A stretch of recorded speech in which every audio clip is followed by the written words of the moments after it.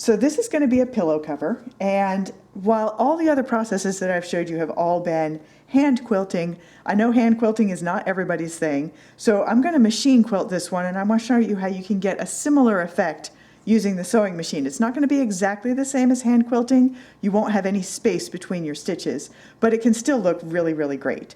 So just before we take it to the machine, I wanted to show you what we've got.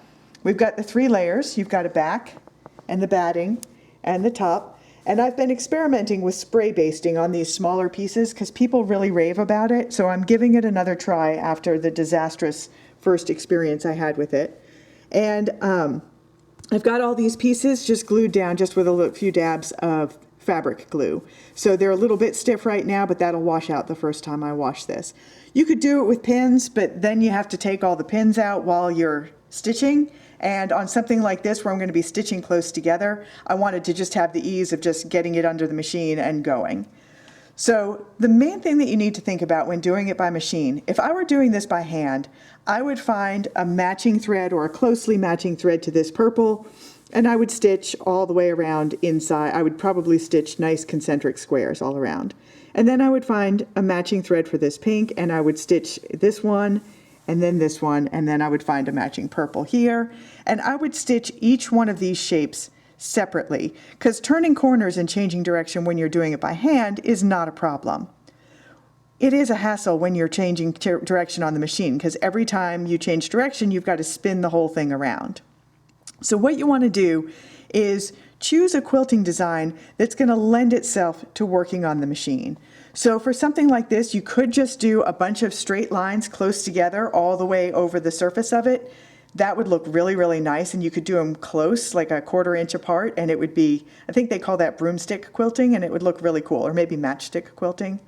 I'm going to do something a little bit different. I'm going to start in the middle, and I am going to do concentric squares, but I'm going to do it all in the same color thread. I actually am using a variegated thread for this, and I'm going to just work my way out from that square, and then I'm just going to go overlapping onto these, but I'm just going to get larger and larger squares as I go. So it's going to be a little fiddly in the middle of the project because I'm going to be changing directions every few stitches, but it's going to get easier and easier and easier and faster as I work my way out to the edges.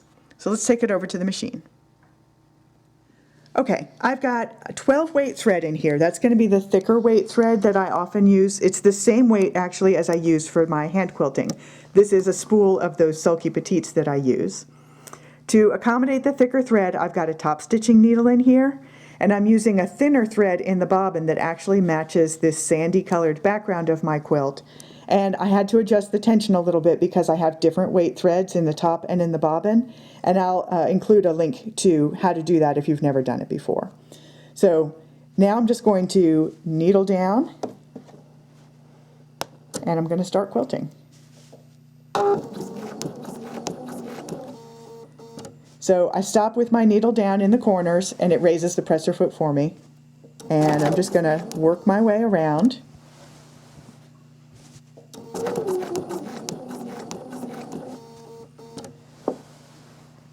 So I don't want to accidentally sew over that tail, so I'm going to get that out of my way there. One bigger.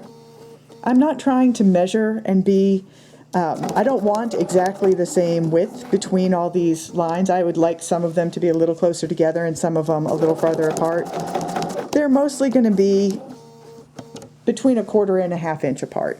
I don't want to have any huge gaps in there. So I'm just working my way out, and I'm not trying to be super regular with the spacing between the lines, but I do want to get them fairly parallel to the edges of these patches. I'm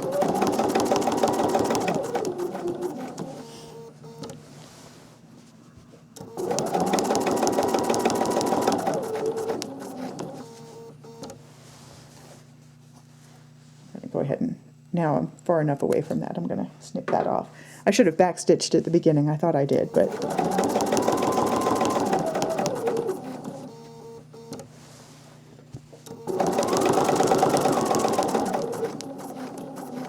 now this is my first row where I'm getting off that patch a little bit, and I'm just going to do the same stitching on the background.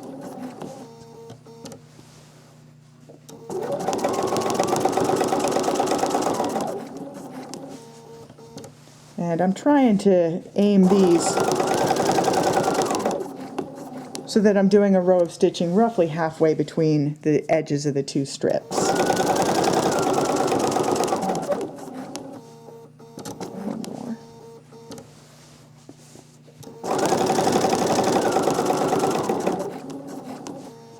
Now I'm getting on to that first of the next kind of concentric ring of patches.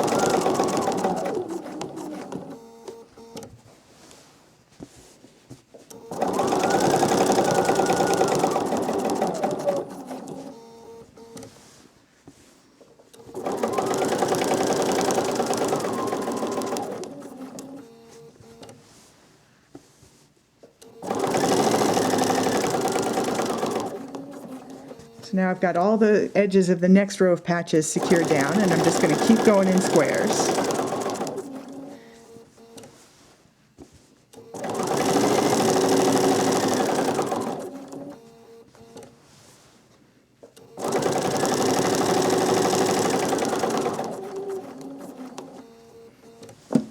And that's it. I'm just going to finish this up, and then I'll come back and show you the finished pillow top all quilted up.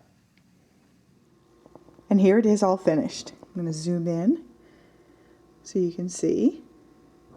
It's basically just rings of stitching getting bigger and bigger and bigger.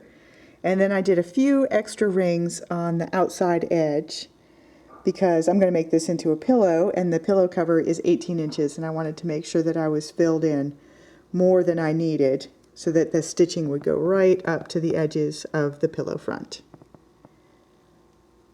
And that's it, all done by machine.